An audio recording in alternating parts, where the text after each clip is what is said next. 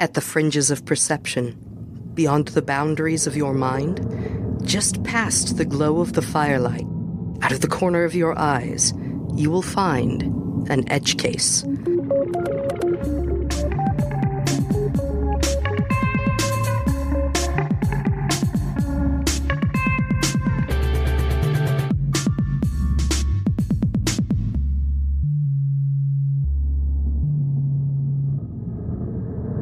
Edge Case Podcast, coming September 10th. Learn more at edgecasepod.com. Step into the sand.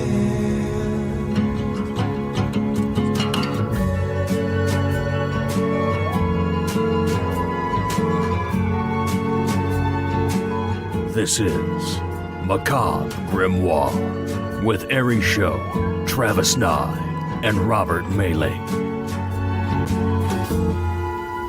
Hey everybody, welcome to Macabre Grimoire, Chapter 23, Strange Skies, Past and Present. I'm your host, Ari Show, here with my co-host, Robert Mailing and Travis Nye. Hey. And we're going to talk about a bunch of alien events in the sky. Weird things, man. But it's a twofer because we're going to talk about two different things, because both topics are kind of short, So we thought we'd cram them together, and then some literary genius came up with the title Strange Skies, Past and Present. There you go. And, yeah, because one story is about something that happened in the sky that's weird, like 1,000 years ago. Oh, math. About 500 years ago. And then one is about something that happened last year. What? This was last year? I did not read the show notes. I'm a terrible it was late person. 2018. That's exciting. Huh. Yeah, it's a very... Like, there have been developments since the very first time I looked that up to possibly do a thing about it. Our listeners now realize how prepared we are for our podcasts, but that's okay. I'm a terrible person. I'm so sorry. This was last year? Oh my god, I usually Tell me more. Stuff. Where am I? Oh my god, this is exciting. So, the first one is the 1561 Nuremberg celestial phenomenon. And they've talked about this on Ancient Aliens, haven't they? Have they? I've never seen it. I've never, full confession, I've never watched Ancient Aliens before. Oh my god, I went on a binge on Netflix once. It was amazing and hilarious and just awesome. It's so interesting. But like the guy is like the memes that you see out there, like it's probably aliens, like it's totally true. Like it's absolutely true to the show, because everything he tries to like harken back to, like it's totally aliens, and you're like, come on, man, like aliens. Everything can't always be aliens, and it's My like mom made meatloaf and it was so good. Aliens. Yeah, exactly. That's exactly what it was like watching that show. So, but yeah, it's a decent show, and there's quite a few like artifacts and stuff that they show you where you're kind of like, why would they be building something that looks like, why would they make a charm that looks like an airplane before airplanes were even a thing? Yeah, so it's stuff like that. They're I don't take the show seriously, but some of the and I don't know, I don't anymore subscribe to it, but when I was younger I really got into it before I did a lot of like my academic history stuff. Oh, sure. And like in high school I was a huge fan of like Secret Origin of the Sphinx. That's the one that talks about how the Sphinx is probably way older than Egyptian civilization because it's got all this watermark on it because it survived like a flood and stuff like that. And if you ever look at it, the Sphinx's body and head are way, way, way different proportions. So it's like it was originally a lion. Some African kingdom had a lion sculpture, and then the Egyptians put a pharaoh's head on it. Okay. And some of that is like legit. There are watermarks on the Sphinx, and there's like a lot of conjecture that maybe like one pharaoh had a head removed that was originally on it and put their face on it and stuff like that. It could just be the ceremonial peeing on the Sphinx. This could be too. I mean, we are talking like 6,000 years of history, so all those drunken farmers that built the pyramids had to pee somewhere. So. Right. I mean, I thought everybody did that. Like, everybody go to the PCAT. Yeah. Meet at the PCAT. Oh my gosh. Smells like cat piss. Well, yeah, that's kind of the idea. That's where they got the name for it. Anyway, but yeah, and the whole chariots of the gods things and stuff like that. Yeah. We'll probably do a whole episode on that sub-genre and stuff, but there's some stuff that to me is really fascinating, like with the Nazca lines, trying to figure out why you make these structures that you can't see except from the air. Right. Yeah. And it's like there's the non, it's like, but aliens is quite the stretch, but I'm just like, there's got to be something we don't know. Like, there was one guy that theorized that the guys that built the Nazca lines, sorry, another tangent, had built like a primitive glider, because they even had some like artwork and stuff like that. Oh, interesting. So it's like with the high winds there in that like part of Chile or wherever that's at, so they would like glide over and see the pattern and stuff like that. Right. So they didn't have flight, but that's how they were getting up there and seeing these lines. And it's just like, that would be pretty spectacular and cool. But anyway, and that and like the Aztec and Mayan stuff, where I think specifically the Mayans have a lot of artwork where it sure as hell looks like a person's like wearing a space helmet and is inside of a mechanical machine. Yeah, absolutely. Yeah. That's always like super fascinating, but Mayan culture's like a thing I'm obsessed with anyway, so. Well, there you go.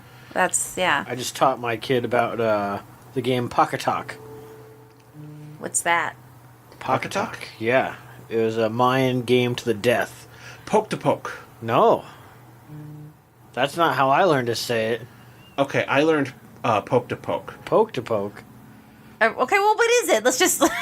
It's the game they played in the arenas. Sideways basketball. Yep. And it's sideways basketball. Okay. And in fact, we have a video on the website of the Sioux Empire for it, because I made a bunch of references to it in the very first episode of the Sioux Empire podcast. Oh, yeah. So our very first behind the scenes thing that was like a show note, was that I posted a video of Poke to Poke so people would have context about what the hell I was talking about. Oh my gosh. So we'll link to that again since it's already on the site. Watching them actually play that is pretty crazy. It's insane. So basically it's think volleyball mixed with basketball. Okay. There's a sideways ring on a wall. Okay. A hoop. So, like, Quidditch. Right. Okay. Yep, and they have to... Perfect. They have to not use their hands to get the ball through the hoop. So how do they get it in the hoop? So they take turns, like, bouncing it off the wall, and then one guy, like, once it gets the right bounce, then he runs up and charges it, and, like, hits it with his knee or whatever, and knocks it in through the hoop. So it's like a weird, like, soccer meets... Like, it's every sport genre you could want. It is the ultimate man's game. Okay, let's not genderize it, because anybody can play. You don't have to be a man. It's true, but I've only seen men play. That's all right. Whatever. That's the one that I seen. That one there. I legitimately thought this was like they're like hitting it with their hips.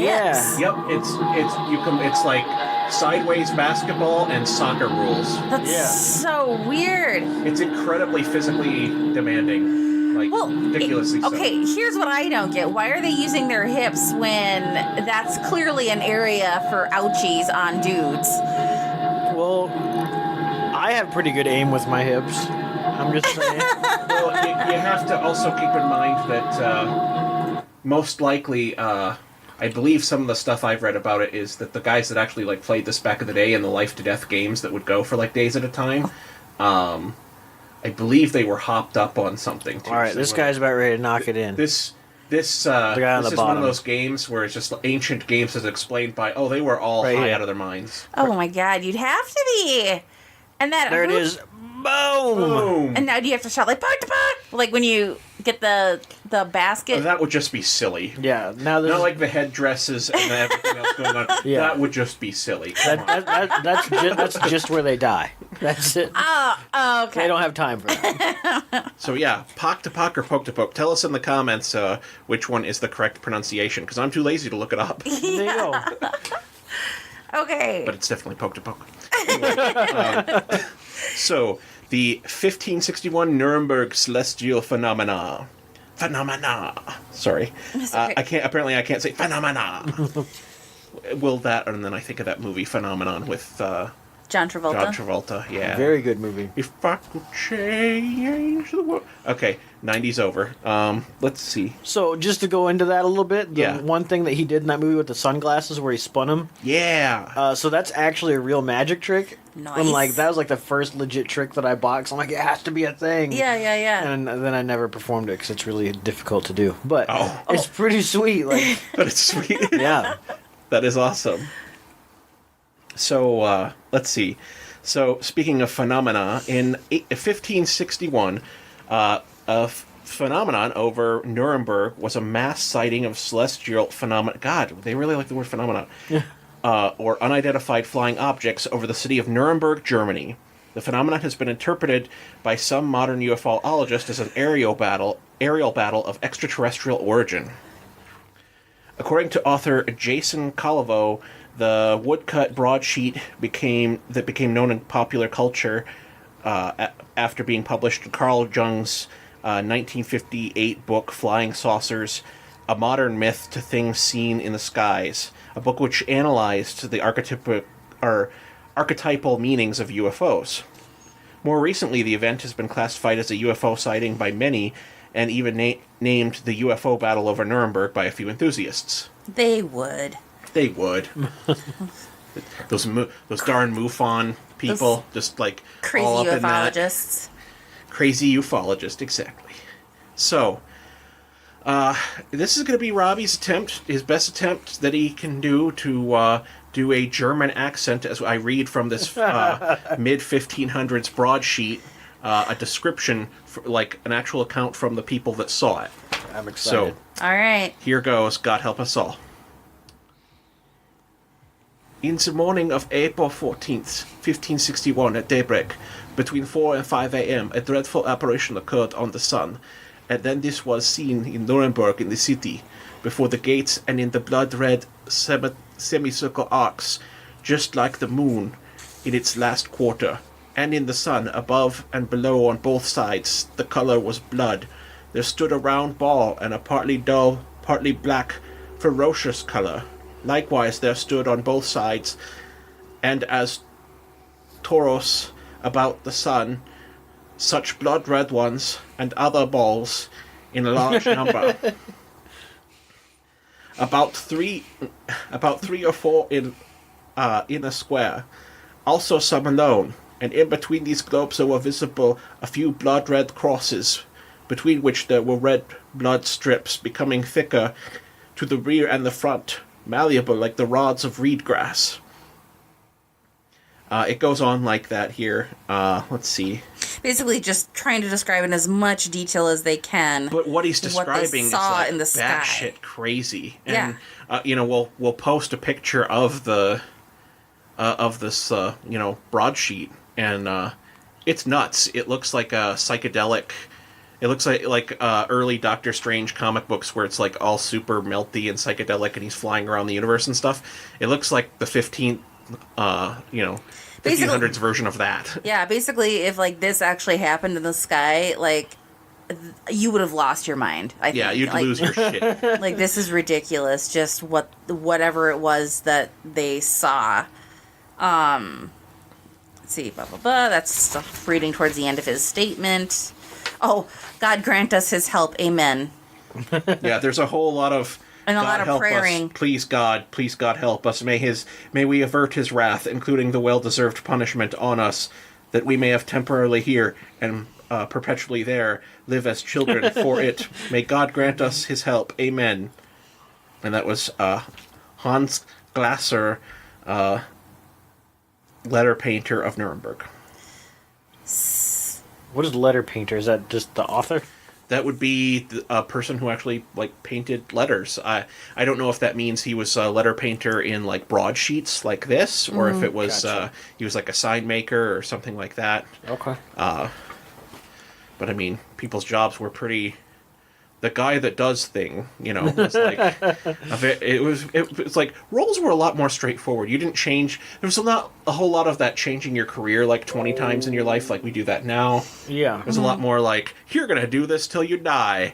But I ain't. That's great. You might live A few more years. And your Right. children will do this till they die. Yeah. And your son will do this. Like, hey, Dad. Yeah. Otto Billing made an effort to provide historical context for the apparition in his comments. He notes Nuremberg was one of the most prestigious cities in the late Middle Ages, and a free imperial city known for its wealth and nobility. It tried to maintain a neutrality during the furious warring between Catholics and Protestants during the Reformation, but when one Protestant prince was rebuffed when he insisted on financial tributes to fund his battles, the city was besieged and trade was cut off. This though ultimately successful in defending itself, the rebuilding of the fortifications of Nuremberg necessitated a new round of taxation, and the city suffered hard times in the aftermath. On Good Friday in 1554, another siege happened, and one broadsheet publisher described mock sons that prognosticate God's will wanted confession of sinful ways, i.e., victims brought it upon themselves. Another sky apparition followed in July of knights fighting each other with fiery swords. Holy shit. Thus warning of Judgment Day. Very similar apparitions of knights fighting in the skies were frequently reported during the 30 Years' War. So I threw this in because this is some context for you that reporting, well, this is the most famous one, reporting apparitions in the skies, especially in the 30 Years' War period where you're getting into this like religious conflict and stuff like that, was like really common, and there was a lot of like, they were whatever they did see, they were also projecting their own, like you do, your own worldview upon it. Oh, so yeah. anything they saw, they were going to put into the context of The war. and of, religious conflict and sinners versus, the righteous and things like Right. that. So, it's like, well, this apparition is super abstract-y, and very much when we see it, we project our, holy shit, it's UFOs, like Close Encounter. Like, it especially looks like light patterns from Close Encounters of the Third Kind, Yeah. almost. And then the big black thing at the bottom looks like a Star Destroyer from Star Wars. It does. It absolutely does. But that's us projecting on it. So it's like, it's funny. It's almost an ink blot test, because it's It just is. Like, what do you see? in the 50s, they were probably like, oh, it looks like anti-aircraft fire from World War II, and, it looks like a bombing run or something like that. And nowadays, we're just like... You almost wonder if, and this is, I don't know how out there this theory is, if the people of Nuremberg were poisoned and they were all experiencing similar hallucinations because of, like, maybe lack of nutrients, because if their trade was cut off, they weren't getting, the right kind of food, and so now they're starting to see things in the sky. There could definitely be a mass hysteria thing to it. 'Cause Yeah. you could have, like, people that see it out on the edge of town and then run in and like, holy crap, there were lights in the sky. And someone's like, what's that? Someone says there's lights in the sky. Yeah, I saw lights in the sky. You Right. didn't actually see it, but it came from the next guy. And, that's a very... I've simplified it a lot there for an example. Yeah, absolutely. But in real life, very intelligent people will do the exact same thing if you squeeze it in right. And I think there was actually something mentioned in one of the videos I watched about this, how they thought that hallucinogens from like a mold or a fungus nearby could have been... Yeah. Yeah. For, like, the Salem witch trial, like, that... Yeah, like, yes. I know what you're talking about. So, yeah, same thing. They use that example for this, too. So, one of the things that really bugs me about this is that the scientific explanation for this is a sundog. If you look it up, like, on Skeptic Magazine and stuff like that, Yeah. what was this really? They're like, oh, it was a sundog.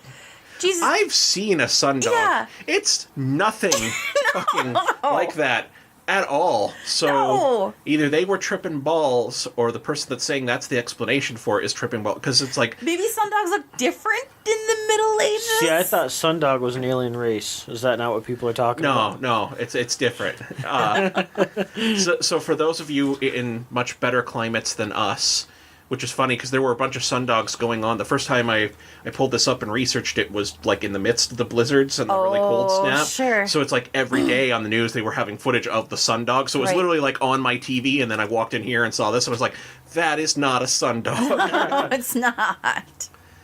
But, for those of you from warmer climates, a sundog is when it's so cold and you get the ice crystals in the air and stuff like that, that when the sun is in the sky, especially when it's rising or setting, it casts this. How would you describe it, guys? Like a giant halo? outer halo circle. Yeah. And it It's can kinda look like there's there's 3 suns in the sky. Like, it can literally be Yeah. that bright. Like, And it's crazy reading more about the sundogs. It said, like, and science is weird to me, that it's like at an exact perfect angle, like 20-degree angle or 12-degree angle or something like that every time.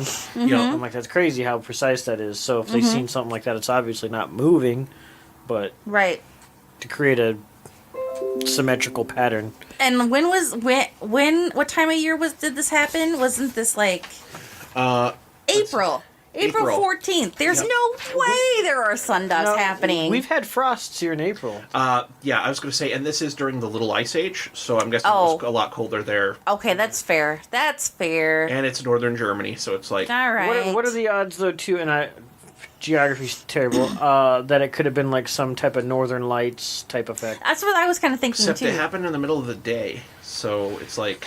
Maybe which it you was can have that happen if you get hit with, like... an eclipse. A major thing of, like... Well, they at this point, they would know an eclipse. These guys would, they didn't... Right. They still might say it was like a portent of doom, or something, or like an Right. omen from God, or something like that. But they would totally be like, well, that's an eclipse. So it's an eclipse, sundog, northern light phenomena. All There at we go. once. There we go. Slash So meteor it's like shower. Yeah. It's like And fighting knights. astronomical phenomena are a buffet, and it's my plate at a buffet where I just throw like absolutely everything on the first trip, Yeah. because I magically in my head think that there will be no coming back for a second trip, Right. so I have to get everything on one Robert, plate. don't do that. You're going to mess with the tides. I know, Yeah. I know.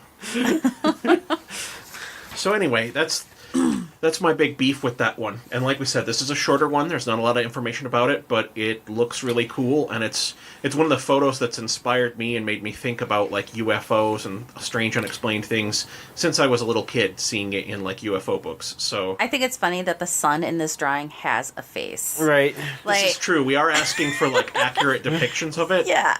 With smiley Mr. Sun. And like, Well- like, why does the sun have a face if you're trying to portray this whole event? He's you know? always better two But scoops that's of raisins. another that's another thought thing in how people were wired different then, where it was just kind of like, did you know, like Neil deGrasse Tyson, when he was here in town and he gave a speech, blew my mind with something where he's just like, until astronauts went up into orbit and saw the Earth from orbit, every time that you saw a globe, there were no clouds on it. It was just a globe. And that's like, even if it was like a book that was in the like 30s or something like that, Sure. talking about what space travel would be like and shows the Earth from orbit, Yeah. there would be no clouds. And he showed like a cover of Time magazine from like the year before the moon, or before the first trips to space. Yeah. And the picture of the Earth, it's just like North America and South America, but there's no clouds anywhere. Right. It's more like a globe. Right, Yeah. right. And then that got me thinking about a bunch of like the Looney Tunes that were made about that time. Whenever they'd get shot up by a rocket so high into the air that they'd go up into space, they'd see the Earth and there'd be no one would bother to draw any clouds in. It would just Right. be the Earth from orbit. Right, yeah. And I'm just like, holy shit, that's just...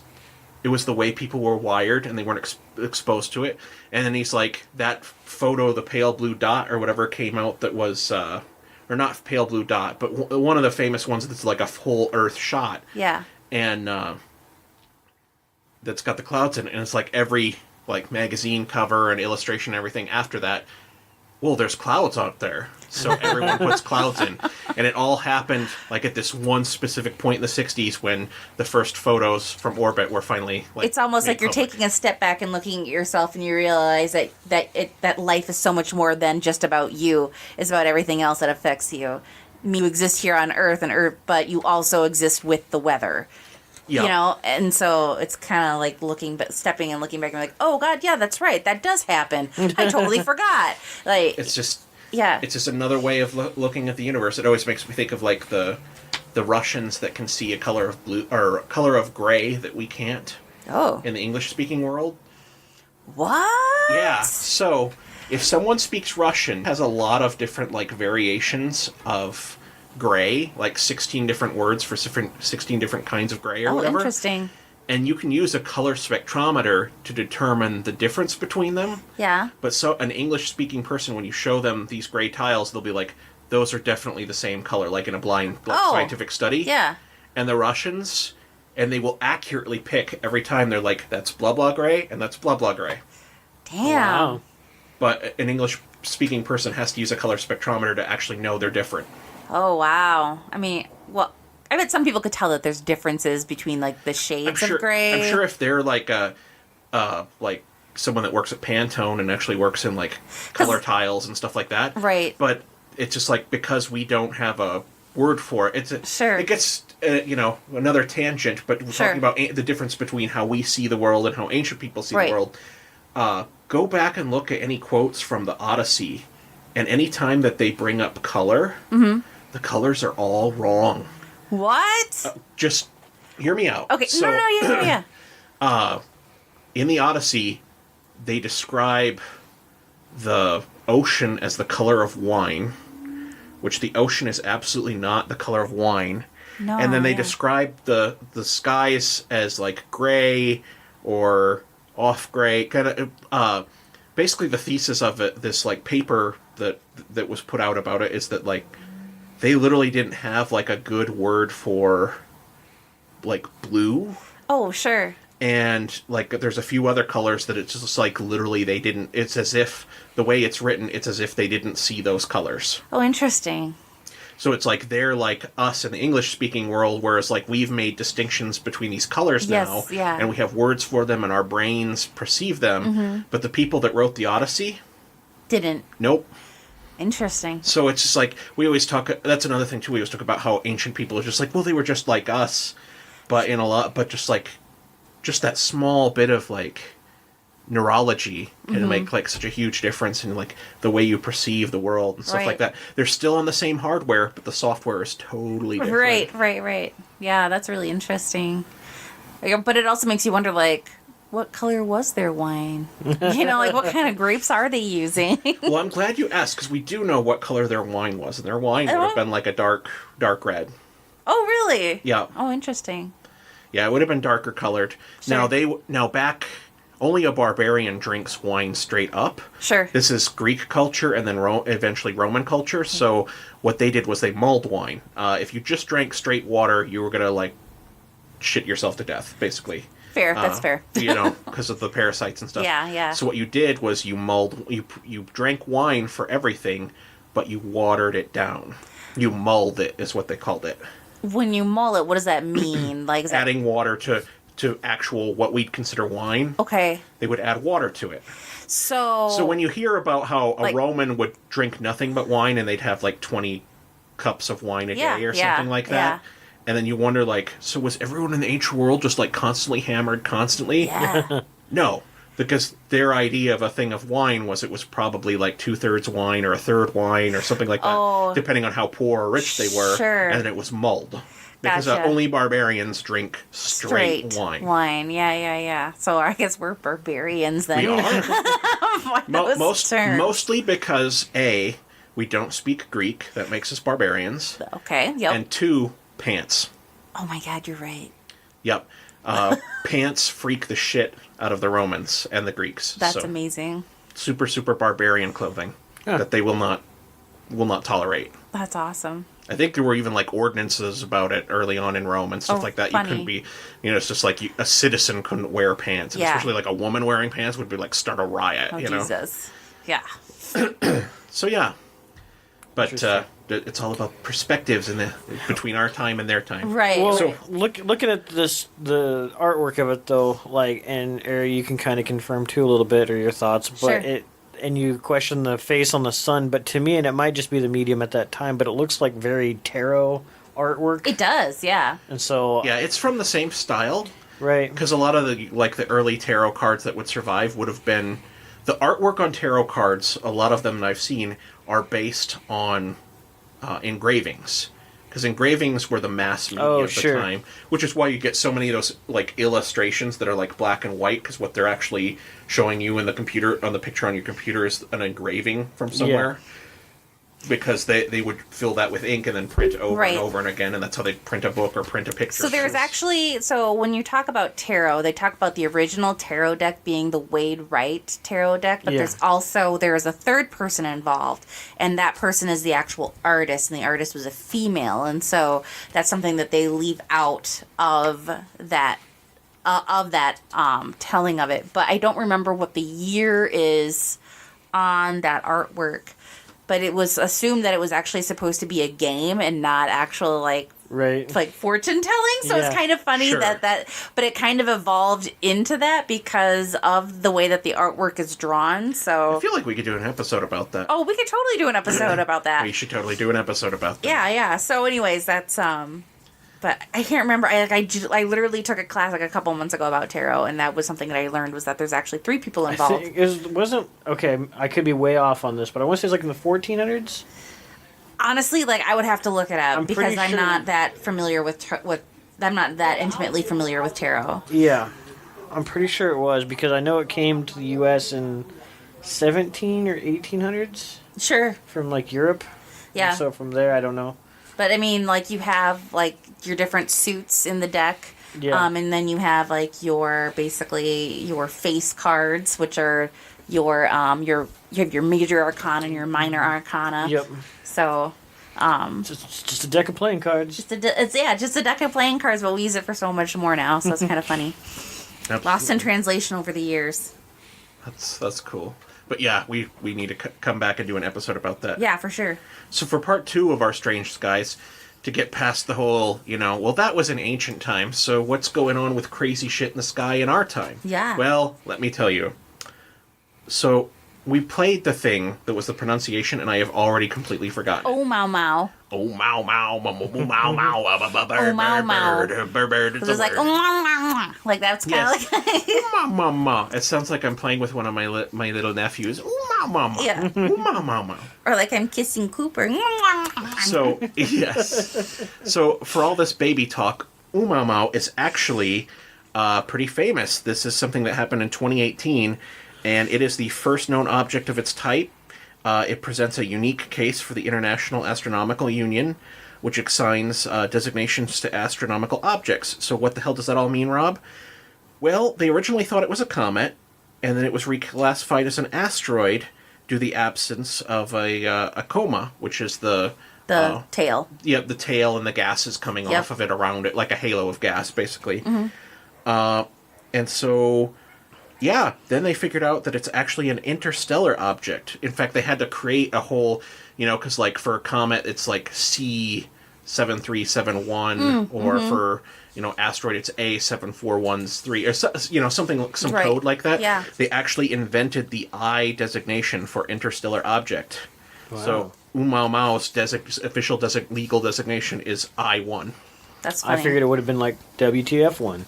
Yeah, They would kind of like probably WoW have to signal, where it's just like the I holy shit one. be. Yeah. So its name comes from Hawaiian ʻOumuamua, which means scout. From the u meaning reach out for, and mau replicated for emphasis, meaning first in advance of. So like the initial scout, which kind of plays into the whole like, is it an alien object thing because it's interstellar? Because I'm kind of like, now the guy who named it is like, well, because it's our first interstellar object, so it's a scout or a messenger from deep space to humanity, blah blah blah. But of course, I read it and just like, it's an alien scout ship. Yes. That's what I'm thinking But in yeah, my because head. I mean, they pretty much confirmed that this is the first one we're admitting to. Yep. So They say there's probably more that are constantly going on, but because these things don't like emanate light and they're not following like a set orbit through the solar system, this is just the first one we've ever had a sensitive enough equipment that we can detect it. And it's just Sure. kind of partially the limitations of our technology, but still, there's a lot of weirdness going on here beyond just it being the first. is this the one I seen a YouTube video like fighter jets? Nope. Seen it? No. Okay. Nope. So this is different. This didn't come anywhere near Earth. Okay. In fact, all the pictures you're going to see of this are like By the sun, right? they're artist renditions of what it looks like. Okay. Oh yeah, it's the big space turd. Yep, the big space turd. That's what we're calling this episode now, the big space turd. So, in mid-November, astronomers were certain that it was an interstellar object based on the observations spanning 34 days. ʻOumuamau's orbital eccentricity is 1.2, the highest ever observed. Now, for me and anyone else that's not an astronomer, what that means is that anything with an eccentricity of more than 1.0 exceeds the sun's escape velocity, which means that it's moving fast enough that our solar system's not going to stop it. It's going to either pass through or well, you would think it was going to pass through. But ʻOumuamau does something really weird. But anyway, it's moving so fast. And then they say they've had other objects that were pushing like 1.001 and stuff like that. Oh, sure. But this is like way, way faster than... It's the fastest thing they've ever tracked in the solar system. So, let's see. It began... in addition to being an interstellar object, it's made a bunch of not understood course correction as it left. So let me... this is not great radio, but for my hosts here, so you can understand what happened... This little white dot here is ʻOumuamau bouncing through the solar system. It's coming down at about the 5 o'clock angle. And then, whoa! And cuts to 2:30. Now, what's crazy, because, it basically looks like it hangs left once it gets to about our solar axis. Man, it literally, dipped down to, check it out, and then... Whoa, there's people there, I gotta go the other way. It's not... Yeah, there you go. Roll the windows. It is not a normal orbit, and so, for our listeners, you might be saying that, understand gravity a little bit more. You might be saying, well, I'm sure the sun's gravity acted on it, or the planets, or stuff like that. But no, it does not. Well, even if it was slingshotting on the sun, it's not doing it correctly. Right. So it is a totally Yeah, because it wouldn't have pulled back it up. It literally drives by Earth. Yep. Right there. What up, guys? And those guys are weird. It's like it What's that skin on him? Yeah. Yeah, it came into the solar system at one direction and then left in a completely weird opposite. Yeah, not opposite. It's a V shape though. Yeah, like a V shape, but not in a curve. Not enough of a curve that you'd say it was slingshotting around something because of gravity. It is an acute angle. Yes. Yeah. So. Oh, it's so cute. Yeah. No. But so, with the case with this interstellar asteroid, a number of physical explanations that could lead to this different orbit that it has would make some sense. Here's some of the scientific theories on why it did the crazy holy shit, it's a spaceship and it just changed course. The first one is that dark matter could be present, but it's unlikely to be the culprit since it would cause an acceleration towards the sun, not away from it like that. How does that work? How do they know that? Well, here's and this is why they say it's not likely, and here's the other kicker with that, is that dark matter... People Futurama. Dark matter is a physical substance you can scoop up. It's Nibbler's that's poop. where venom came from. Yeah, and venom, and people give it all these different magical properties. But dark matter, all that means is that it's literally matter that we haven't seen and don't understand. We only know that it must be there because otherwise our laws of physics are bullshit, and we all go crazy and we start pulling our hair out and running through the streets. So how do they know if it's something we don't... I'm just going to be devil's advocate here. So if we don't understand it, how do they know it caused an acceleration towards the sun? Because of the gravity force of dark matter. Because they can calculate... Yeah. They figured out that dark matter, while they can't see it, definitely has mass because they can watch something in space move around and go, oh, there's something there. We can't see it. Dark matter. Gotcha. But it is... orbiting as if there was a planet there. Yeah. So it's like an object the size of a planet with the mass, maybe not the size. Or this thing's mothership cloaked. Or it's the cloaked mothership. Yes, exactly. So theory number 2 is that volatile material may be released by heating and off-gassing on the surface of the object.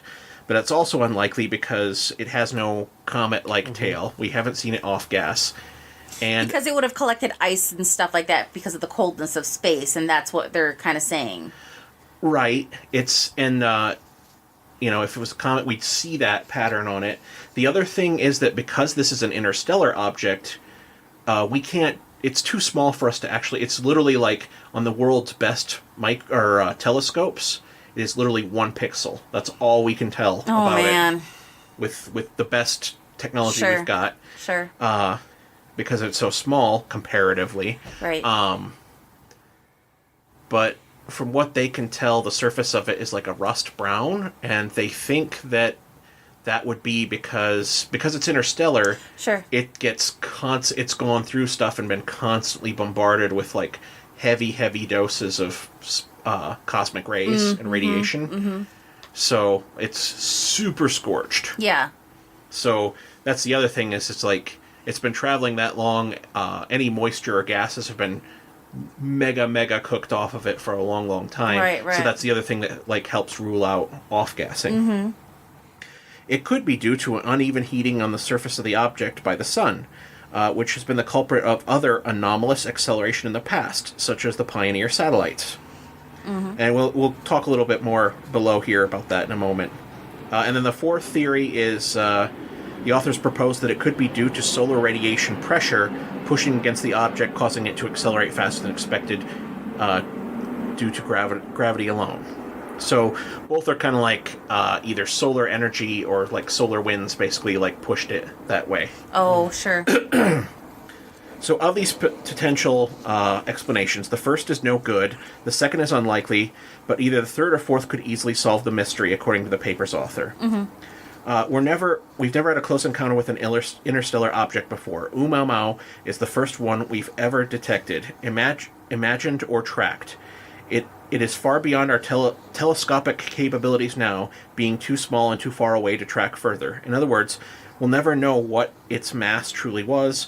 We'll never be able to obtain better measurements of it than what we've already recorded. All we can do now, based on the data we have, is speculate and try to reconstruct what might have happened. Which is just like the Nuremberg celestial phenomenon of 1561. Wrapping it up. Framing device. Yes. Yes. Yes. It's like, that's right, writers. I made a theme.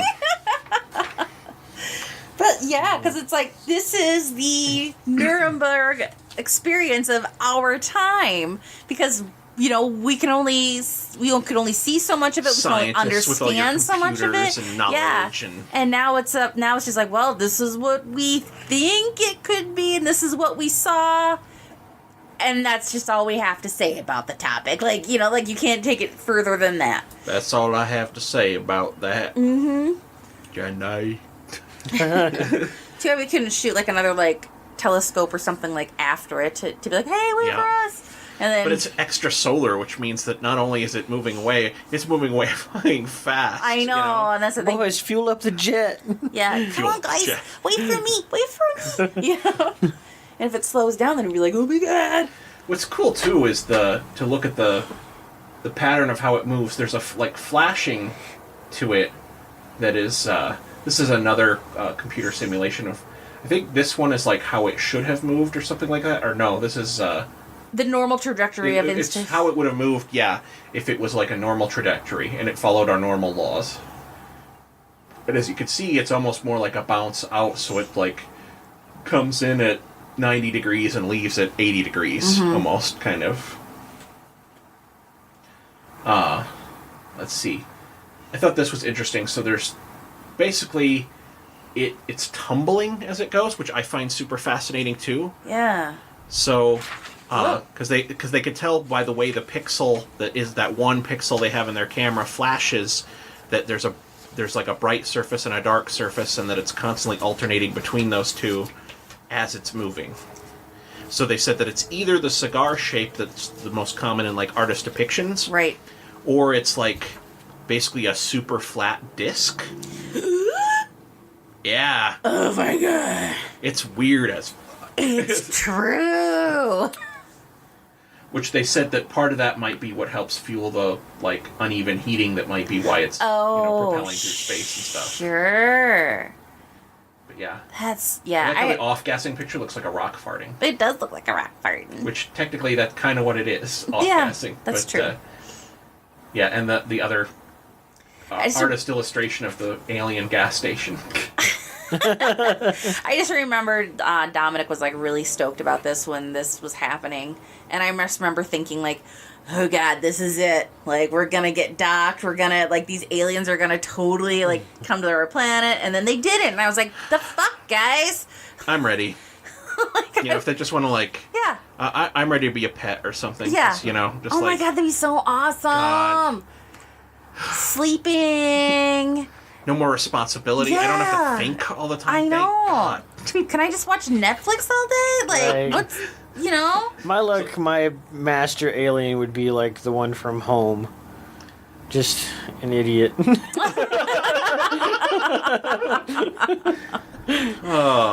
Oh, man. So anyway, that's our Strange Skies. Thank you so much for joining us. If you like our craziness and what we do here at Macabre Grimoire, be sure to look us up. You can check us out on thesuempire.com. And yeah, we're out there on social media. Feel free to yell at us about how we mispronounced ʻOumuamua or how we have no grasp of basic physics. But yeah, thank you very much for listening. Anybody, anything else they want to throw in there? See you on the next orbit. Bye. Bye.